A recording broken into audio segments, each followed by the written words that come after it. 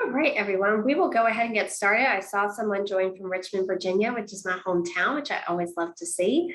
Lots of different states. I see North Carolina as well represented. So thanks everyone for joining us this afternoon. My name is Stacy Whitehouse. I am the Senior Associate for Communications and State Engagement at Advance CTE. And I am excited today to start the first of what will be a three-part series to highlight some of the work that we have been doing in states in piloting effective and equitable recruitment models and implementing research that we started several years ago, but did a second round of the research in the fall of 2020. So today we are going to be highlighting 2 states, and the rest of the series will highlight a couple more, and then there'll be an opportunity for you to get direct support from us on any challenges that you may be facing in your recruitment practices, and those announcements will be coming out at the very beginning of June, so keep an eye out for those. So today we're going to do a quick overview of the research that informed the work that we have done in states, just a little bit of background about our partnership with Siemens and the states that are participating. We're then going to have a panel discussion with leaders from Alaska and Minnesota. Then you all will have time to ask questions, and then we'll re-up some tools to help you apply some of the learning that was done today that some of you may have seen in our past sessions. You are welcome to ask questions in the chat at any time. You can also use the Q&A. There will be a dedicated Q&A session, as you can see, after the panel. So first, we want to get a better idea of who is in the room. So we will launch a poll if you can just answer that, just so we can see where everybody is coming from, who they work with today. So that'll come up in just a moment. I'll give about 15 seconds to answer.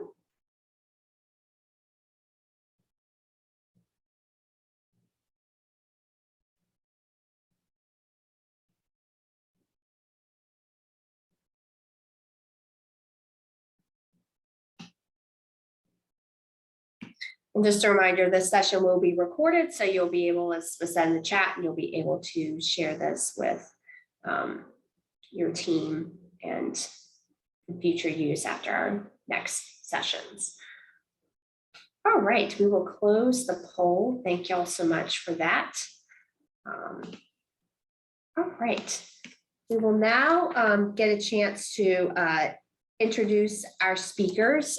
So we'll just go in the order that they appear on the screen, and they're just going to give a very quick introduction of themselves and their title and the role that they had in the recruitment project that they are highlighting today. So we'll first start with Sheila Box from Alaska. Welcome, Sheila. Thank you. Good morning, everybody.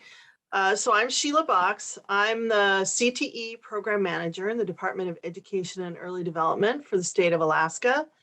I'm one of a team of 4 people that manages Perkins and CTE programming for my state, including secondary programs across the 53 districts that we have, post-secondary grants, data collection, and statewide technical assistance for Perkins grantees. Previously, I also worked on Title I and Consolidated and School Improvement, and I was the state homeless liaison. So I'm the semi-official point person for equity on my team. This grant and our resulting recruitment project, which we call TRACS, Training for Rural Staff to Activate Career Counseling in Schools, is primarily my responsibility. I wrote the grant and have shepherded the fulfillment of the project with the assistance of Stacy and as many other people as I could find to help me.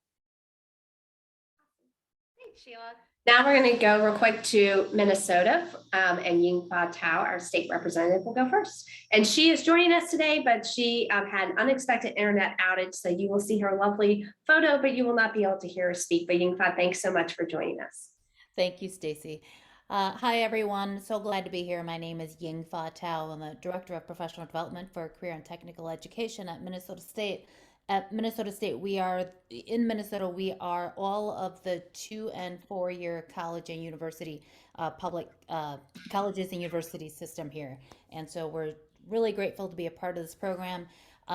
2 of our recipients received the grant, and they are working locally in secondary to help define recruitment strategies. My role really is to provide support, technical support, and help, and to help shepherd them through the project as well. Just as Sheila said, we've been working quite well with Stacy and her support from Advance CTE, so we're extremely grateful to be here. Thank you. Thank you, Yingfa. And then I will turn it over to Brian, who is one of the local leads for Minnesota. Yeah, thank you, Stacy. Hi, everybody. It's great to have everybody on the call today. I'm not a state director, so I'm regionally based in Southeast Minnesota. I do serve 22 high schools and support their work in CTE, especially in relation to the Perkins grant that we received. And so very grateful to Stacy and her team, grateful to Advance CTE, as well as Siemens, and excited to be here. Thanks, Stacy. Thank you, Brian, and look forward to having y'all's perspectives that will be shared in just a few minutes. So I'm just going to quickly go over, for those who are not familiar with the communications research that Advance CTE has done over the past few years, as it was kind of grounded all the work that is going to be discussed today. A little bit earlier, a link to that research was shared in the chat. So you're welcome to take a look at it. There's also a much shorter fact sheet that you're welcome to access instead of the larger report.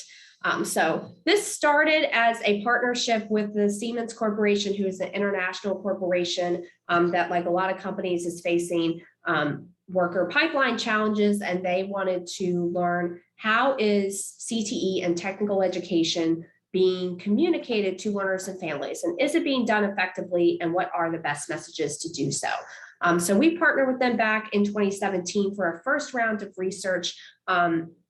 Given the pandemic conditions, it just so happened that we were doing more work with them, and we wanted to retest the messages.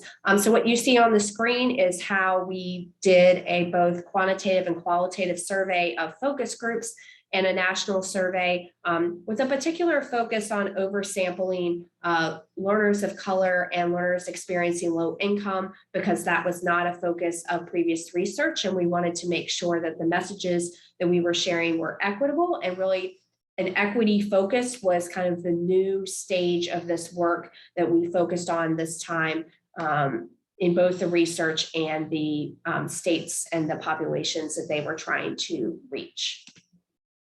So a quick overview, the research was overall very positive and reinforced a lot of the previous work that we had done. So you can see here how, as you all know, CTE delivers for families. I'll talk about the top message in a second.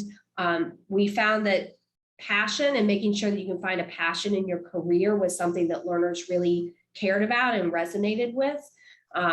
We found a lot of great post-secondary readiness correlations in the research, particularly for historically marginalized learners, which was a great benefit for CTE. And then we found reinforcement about who the most informed and diverse school leaders were, which were educators and counselors. And counselors really were a focus of the work in states to try to increase their knowledge of CTE and how to integrate it into their everyday work, particularly in career advising. So you can see here the chart that shows who the top ones were. Learners, as you can tell, is a very important source, and why we are reinforcing the learner voice in this session today, and will throughout the series, as there's a top communicator as well. Just a quick highlight to go back to the passion piece.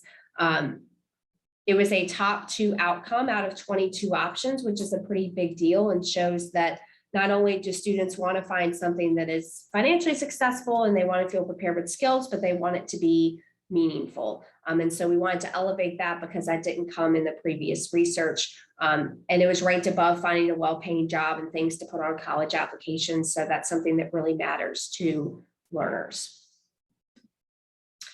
When it came to the top messages, preparing for the real world was the top message for learners and families across race, ethnicity, gender, and participation. And that reinforced what we found in 2017 as well. So it's very encouraging that despite the barriers and to delivering CTE and the struggles that families were facing, that they still found that to be the top value of what CTE can provide, that no matter what we're facing economically, they were going to get skills and experiences to prepare them for whatever career path they wanted to choose. So all of those things kind of made the foundation for a fact sheet and top messages that we shared with states and encouraged them to use in their work. And you will see a message triangle a little bit later on in this presentation when I talk about some resources of how you can bring this to life in your own work. But preparing for the real world and the post-secondary benefits and the ability to gain skills and explore careers really were the top items. And you can see that in these boxes, that those definitions really set the basis for what we encourage states to use in their work.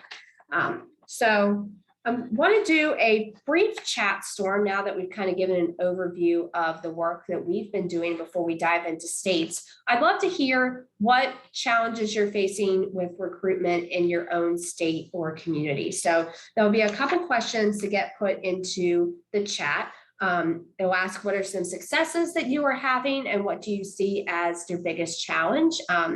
And more participation is always more fun in these things, and Advance CTE always gets to learn more.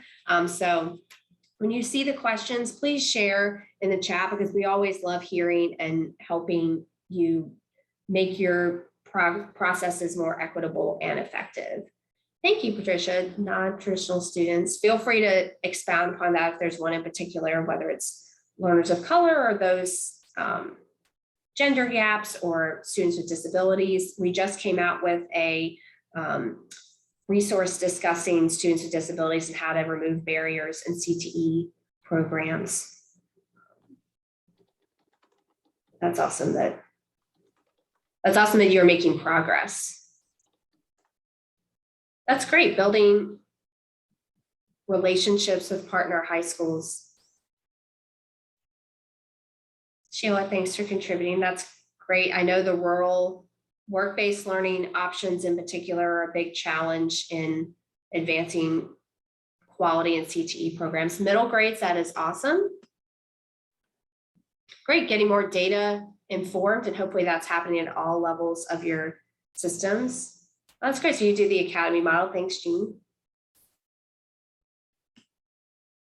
I'd love to see all of that. So now we'll go a little bit to the other side and talk about challenges.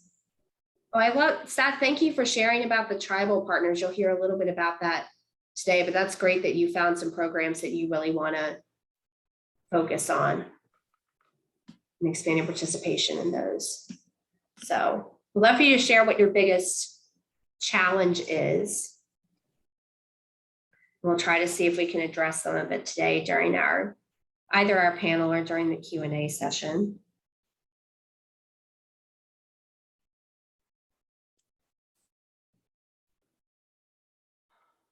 I was just having that conversation, Amanda, earlier today about the pipeline challenges and finding the root causes. And also, yeah, having the time to empower teachers to recruit students on top of everything else that they are doing is definitely a challenge.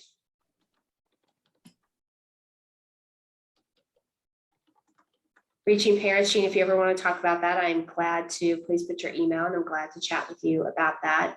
Yes, the rural locations. I hope that we did a post recently that I'm glad to reshare about Washington doing some statewide virtual programming to try to reach rural students. So I think virtual can provide a lot of opportunities. Sarah, thank you so much for elevating that about the difficulties with digital because you're not able to see the outcomes that you're actually reaching learners with disabilities. And that applies to other populations. And so definitely the scaffolding of recruitment steps and not just doing digital advertising, but how you follow it with other events and outreach so you can measure impact that way instead of doing one-offs is really important. Wonderful. Thank y'all so much for participating. That was wonderful. Thank you for sharing all those challenges. I hope not everything will be addressed today, but I will keep a copy of that chat, and I may be reaching out to some of you to see how we can support you on those challenges. And a couple of the topics, particularly the recruitment, is at the top of Advance CTE's mind, and we have some things hopefully in the works to explore those topics some more. So with that, we are now going to get started on our panel. And so we have a lot to discuss, but I do want to start with trying to just set the stage of what exactly each of your states worked on. So Sheila, I will start with you and then go to Yingfa. I think you gave a little bit of overview in your introduction, but can you talk about briefly your project, and then what equity opportunity or challenge were you trying to address through your project? And I'll go to the first slide. Sure, thanks, Stacy. So when this grant came around, I had recently spoken with a career and academic counselor who had been contracted for a single year to work in a rural district who hadn't had a counselor previously. And she was really starting from scratch, trying to build a career and academic counseling plan for them. And no one had even been checking to see that students were on track to graduate. So given that and what I already knew about the challenges of providing robust CTE programs in small, extremely rural communities in Alaska, I started looking at some of the data we had surrounding counselors. And so I realized that many of our districts had schools with either no counselors at all or only itinerant counselors. And these are indicated by the red stars. There's a lot of them. They're all in tiny, tiny places. More and more of our districts are providing innovative CTE opportunities for students, including on-site intensives in larger hub towns or our major population centers. But how are students going to be able to access information about what is possible for them either during high school or after high school without adults to help them? So in addition, Alaska has a large Native population living in mostly extremely rural areas all over the state who've been traditionally underserved in CTE. So next slide. So what I did was I built an asynchronous, easily accessible rural career counseling course on our Canvas platform that any employee of a school could take and receive 1 university credit if they wanted to. This course has 6 modules, which overview the basics of career counseling in Alaska, including some readings on Alaska Native historical trauma and worldview, Perkins clusters and pathways, using Axis, which is our free statewide online PLCP tool, post-secondary options in Alaska, potential employers, and local work in small villages, tapping into local community traditions, traditional skills and support, soft skills, barrier crimes, confidentiality rules when talking to students, when a career counselor needs to notify or involve a principal or other mental health professional, how to involve parents, guardians, and communities, how to celebrate and promote CTE, planning career fairs, scholarships, FAFSA, and then a self-evaluation of the career counselor's activities. And so we really designed this kind of for a paraprofessional was what I had in mind. As the final project for this course, the participants build a career counseling plan for the following year. So currently I have 57 people enrolled in this course, and 25 of them are taking it for credit with the University of Alaska, which is paid for by the grant. And the credit class ends May 31st. The rest of the people can continue to work through the materials at their own pace.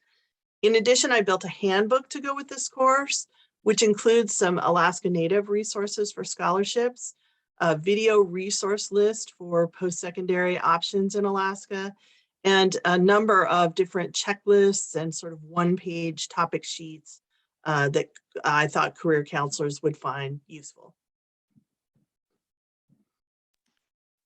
Thank you so much, Sheila. That was a lot to go through, but it's been wonderful to see this course come together and really meet the need in your state. Yingfa, I'm going to turn it over to you to give an overview of your state's project. Sure. Is there a slide to go with it? Okay, awesome. Thank you. And I'm going to invite Brian to hop in if I miss something. We in Minnesota we did two things. We have the ambassador program, and then we also did a supplement to that, which is a photo film campaign. And the RFP was really good timing because our setup in Minnesota is by consortium. Each consortium consists of at least one college and then high schools and school districts. And so our partnership, our Perkins funds, is distributed by consortium. And what's nice about that is we already have a connection of secondary to post-secondary, and that's been extremely helpful in just how our state works on the local level. The other thing is the fact that it's local level. So even on the college end, we do a lot of, even though we're a system of community and tech colleges and universities, a lot of the recruitment into programs is really done by campus to campus.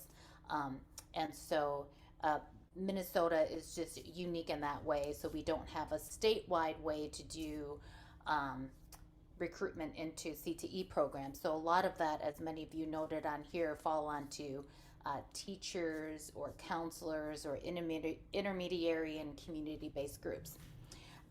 Brian's group did the ambassador program. They're based out of Southeast Minnesota, and it was good timing because they had already just previously started working on their own key messaging and working with a local group on messaging for parents and students, and they involved a lot of their business and community folks along with their parents and counselors. And so the messaging from Advance CTE really, I would say, affirm a lot of the findings that they came up with. But the ambassador program is really nice because they have professionals representing CTE career fields and high school students in rural Minnesota. They paired those up individually. So as you see on there, those were one-to-one meetings via Zoom. And then that started late fall to winter. We had a lot of positive feedback from both the ambassadors who are the mentors and then the high school students who are the mentees. We hope to continue this program and continue to develop. Some of the things that we ran into, of course, was that we had hoped that we would be able to do some of this in person, and we just weren't able to do that because of COVID. And so we hope to do that next year. The other was the photo and video campaign from Southwest Metro Intermediary School District. And their campaign was called Be Who You Needed. So what I really liked about what they did was they had their top level film students working on the project. So a lot of their students, when we talk about CTE, and what's unique about CTE is all the things that we just sort of mentioned: the real world experience, preparing for college and career, learning life skills and hands-on. And these students really got to drive that. And so they helped select, along with the teachers, speakers that may represent a demographic that's historically marginalized in a particular career field. They included their diversity and inclusion staff, who provided some guidance to both the teachers and learners on how to select, and they talked about some of those challenges around tokenization of BIPOC students and professionals in those fields. And then the 12 students involved in driving the project, again, just developing interview questions for the speakers, doing the filming and the graphic design and layout, of course, with the instructor. Okay, thank you so much. I will stop sharing real quick, and then Brian, I'll get your perspective, and then we'll kind of dive in more into the program itself. But Brian, I'd love for you to talk a little bit more about the ambassador program because it's a little bit different than perhaps some other models, and that you really focused on helping them feel welcome in the one-on-one relationship. So can you talk a little bit about your approach and what you felt the impact was on learners and their career decisions? Oh yeah, for sure, Stacy. And I hope that people tune in to the rest of the series, and you'll hear from New Hampshire, who also ran an ambassador program, but theirs was much more global and the way they carried it out. And ours was very localized and regionalized to this part of Minnesota.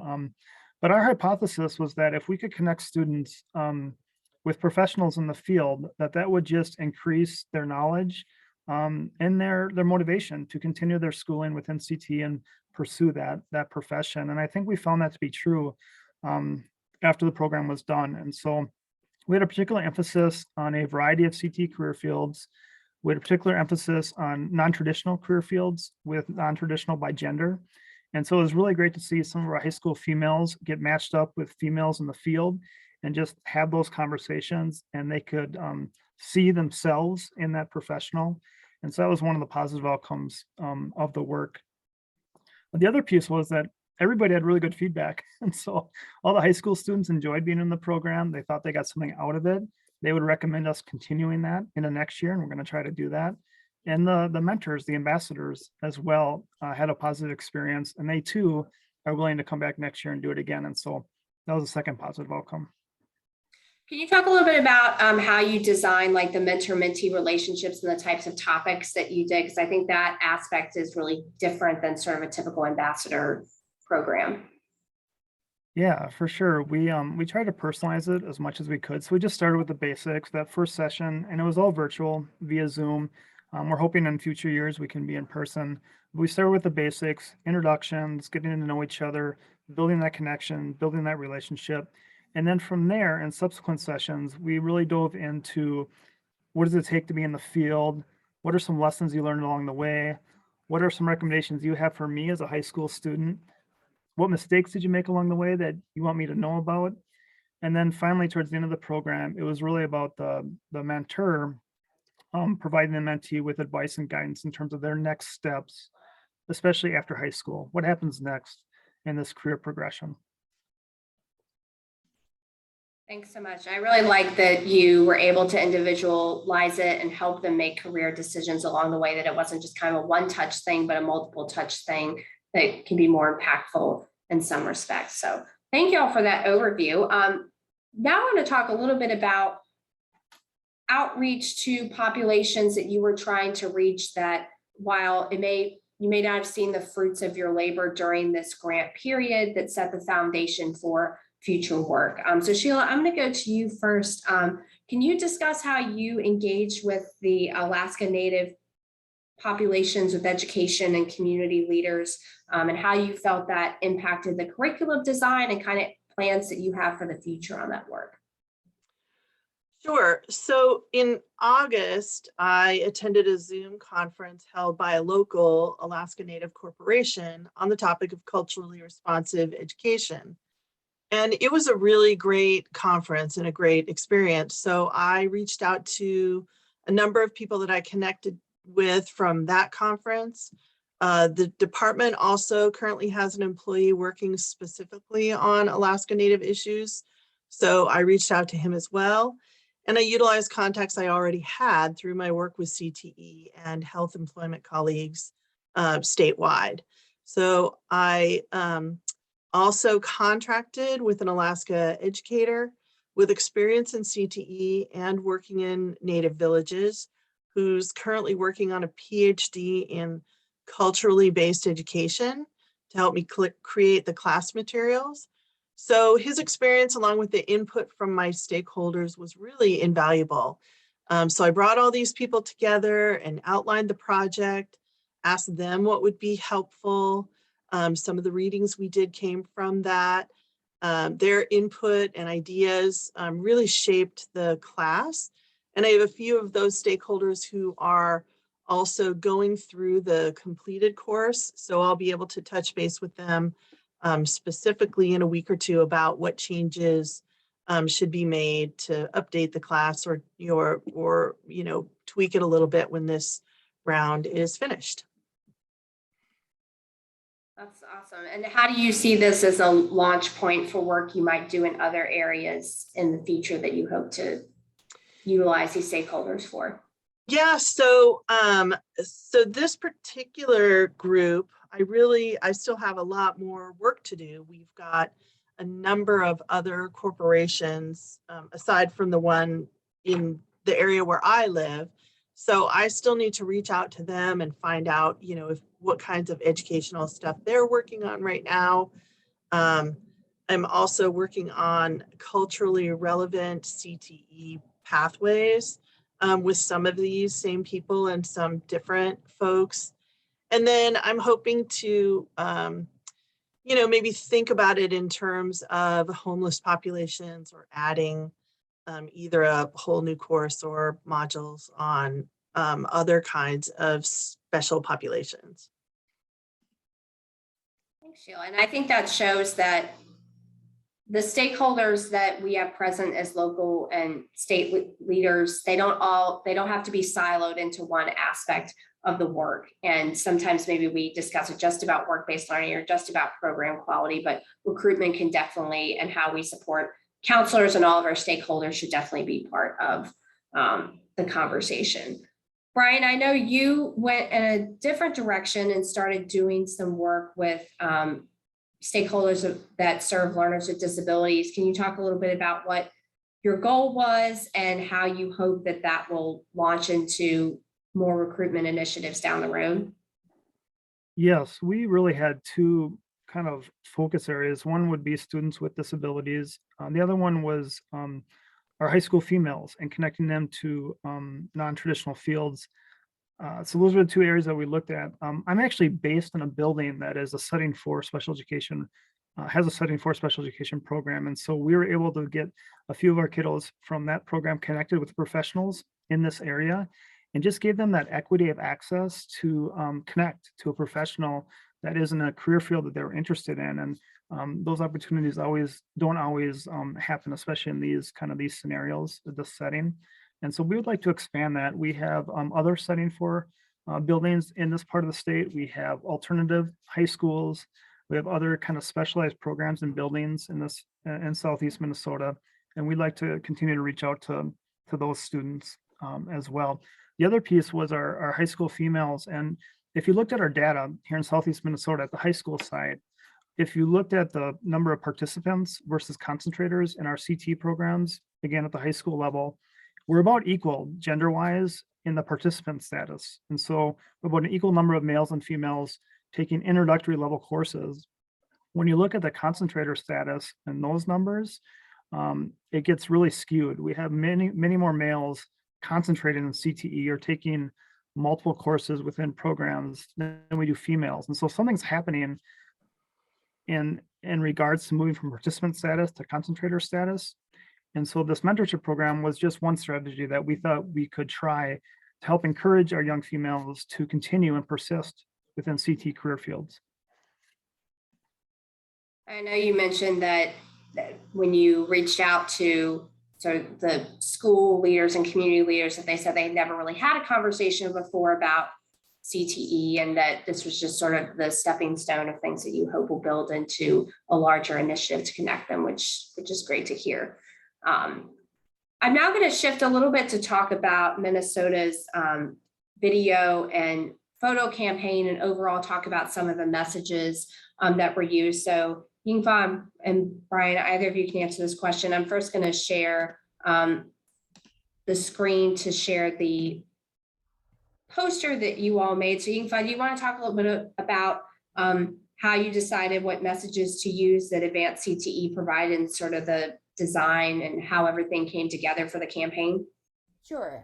So this was done by film and graphic design students in the Southwest Metro Intermediate School District, and they like Brian just mentioned, they're building. These students also have a quite unique building. They're in a new building called the Dean Lakes Education Center, which houses adult basic ed, alternative education, special ed, and then some CTE programs with like a new multimedia lab, and there are business folks there. So that environment itself was, I hear, was very, very exciting for the students and really benefited the CTE programs there.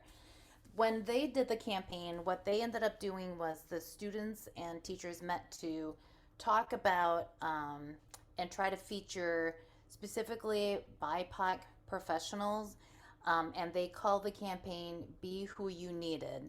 A lot of the discussion was around trying not to tokenize particular students in the Southwest Metro School District and professionals. So the wonderful thing that came out of that was this discussion around many of the same students being asked to represent their particular ethnic or racial groups, or there were maybe professionals. And so I think one of the things that they learned was there just wasn't enough. And for those professionals, they were getting a lot of requests. So that was something that was a very rich discussion that came out of these.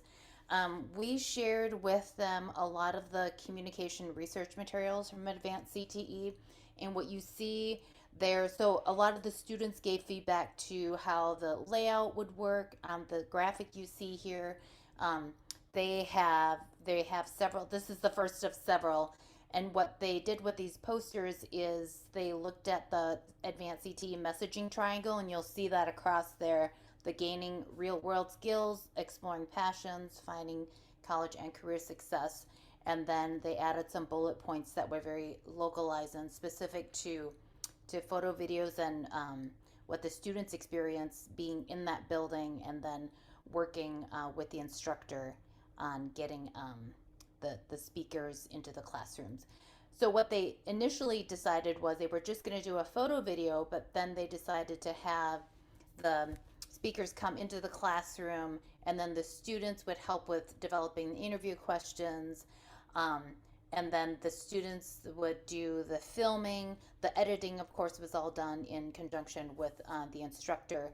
And so the students were involved in crafting some of that, and helping to, with teachers, select or think about who from the community locally would be the best people to come in. And so this is, Miles is one of those individuals here locally. And I really like, and I'll stop sharing this, I think you were going to share a clip of the video that you all did, but what I really like is that this was a learner-centered approach, that learners weren't just a testimonial. They didn't miss like kind of behind the scenes stuff, but there was definitely a dialogue with community members about equity issues, and they were involved in every step of the process. And I think that's something that doesn't just have to happen at a regional or local level, but it can happen at the state level too, of kind of bringing learners behind the scenes in some of the initiatives and making sure they have a voice beyond just being in front of the screen and getting their message out. Okay, do you want me to share it now? Sure. Okay, and I am just going to share just a little bit of it, and then I'll stop it. So let me see, here we go.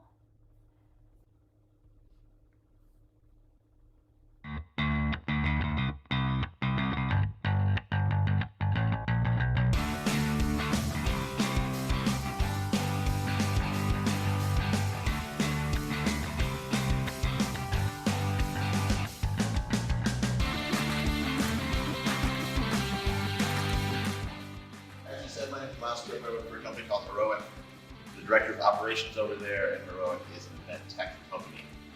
So what that means, now that I've told you, is it's hard to figure out. The description is, as an operations manager, I'm responsible for everything that no one else wants to do. And that generally falls into logistics and staffing, and we've got about $5 million worth of inventory. It's cameras, LED walls, lights. We have a TV studio. Speakers and sound. We do our mission statement. I'll have you stop there. Thank you so much for sharing that. Sheila, I want to go to you because you had to take a little bit different approach, and I think it shows how our messages can kind of be the foundation for what we share about CTE, but that there has to be some cultural competency lens put on that as well. So can you talk a little bit about some of the issues that you had to consider, which I can tell from the audience, a lot of our states are facing as well, and what direction you decide to go in for your messaging. Sure, thanks. So our Alaska Native communities and rural villages have a really strong cultural history. And so families staying together and local pride is extremely important. And my stakeholder group and the meeting that I attended in August had a lot of conversations around this cultural pillar.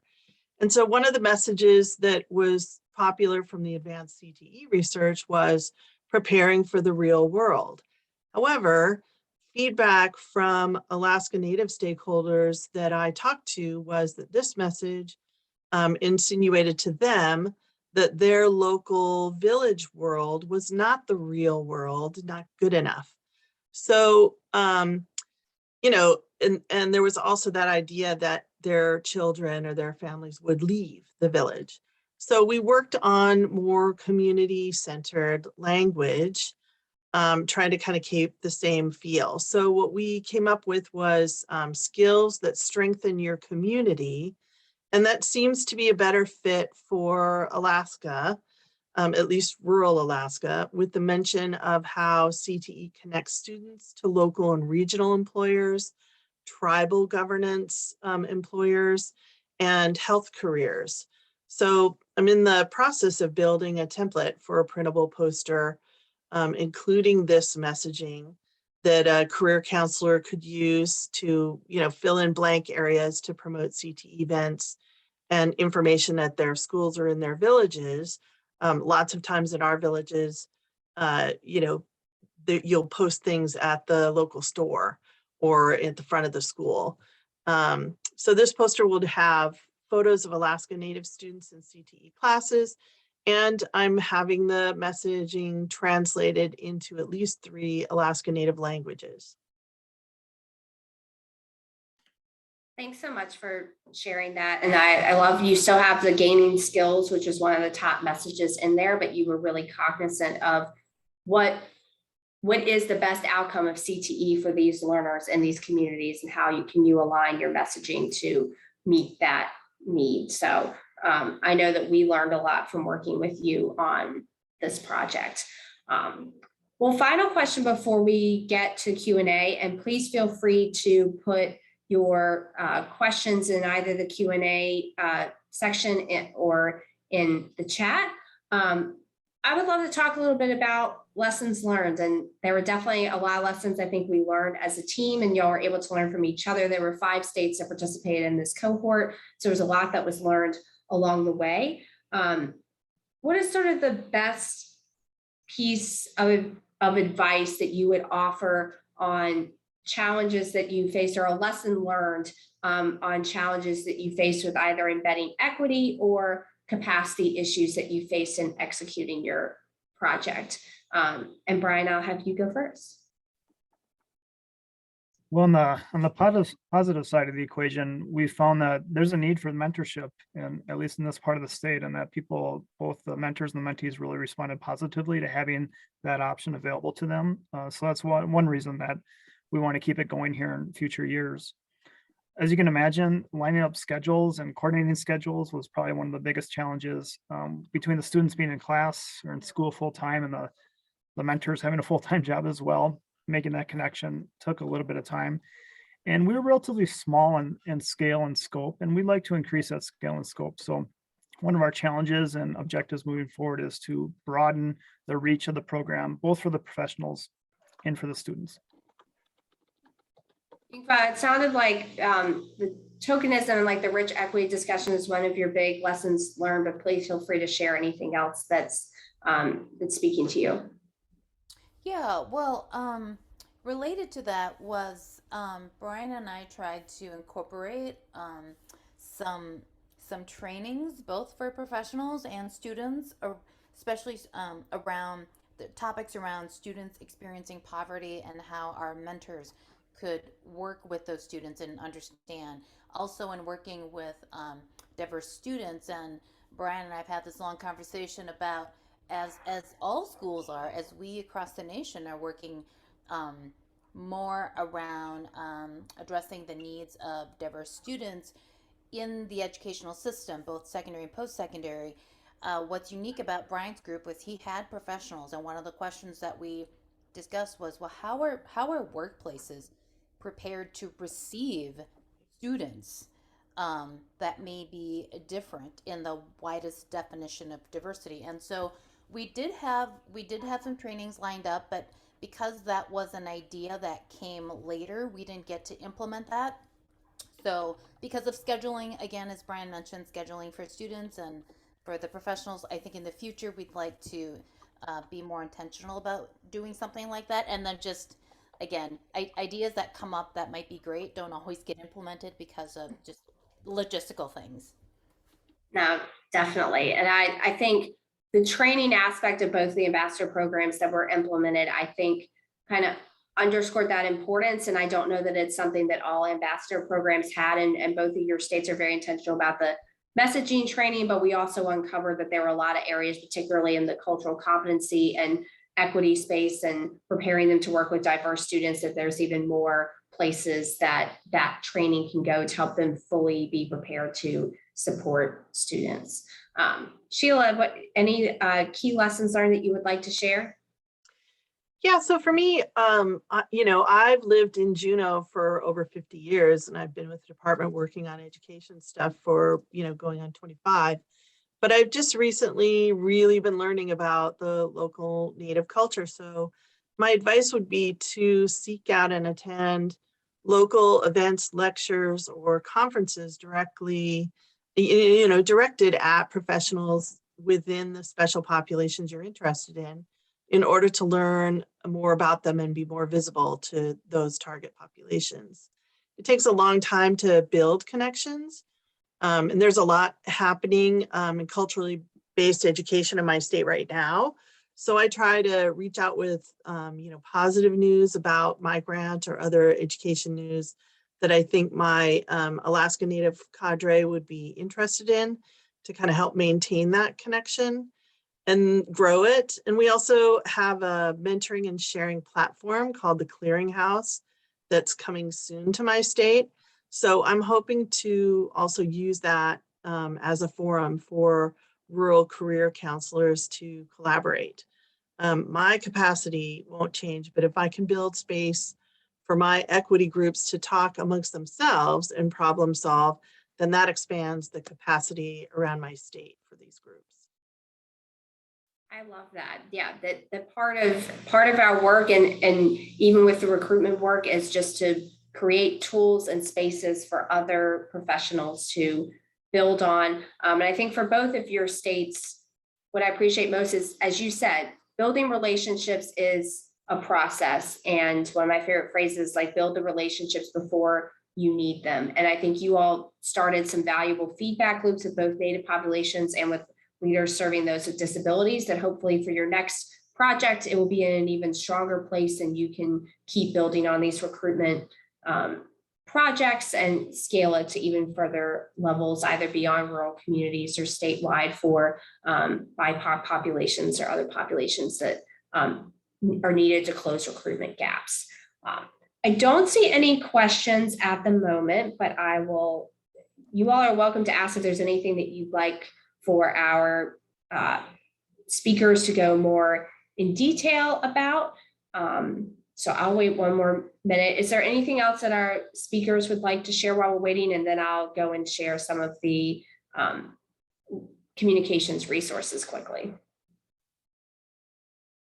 Stacy, just a huge thank you to you and your team. You've just been really supportive in this whole process, and it's great to be a part of this group and this cohort. So thank you. Absolutely. Second that. All right, well, I don't see any questions, but you are welcome to ask them. Sheila, thank you for being willing to share your outline, and we may do some highlights or highlights of each of these initiatives down the road for each of the states. So please keep an eye out for that. There'll probably be some blog posts.